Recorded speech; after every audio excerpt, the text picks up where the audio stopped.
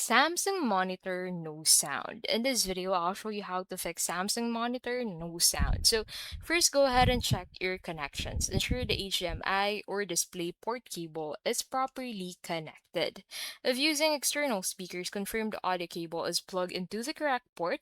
Try unplugging and reattaching all cords to rule out loose connections. Second is to verify audio settings. So on your PC, right-click on this sound icon and then select playback devices from here. So click on sound settings and you'll basically find the playback devices there.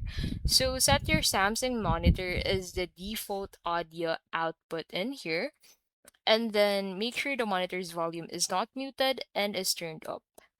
Third is to run a sound test. So some Samsung monitors, especially TV-like models, have a built-in sound test under. So click on Menu, Support, and Self-Diagnosis, and click on Sound Test. If the test passes, the issue is your PC settings. If it fails, service may be required. Fourth is to update drivers. So outdated or corrupted audio drivers can cause sound issues. Click on Win X on your keyboard and then select Device Manager from here. And then on the device manager, go ahead and look for sound, video, and game controllers.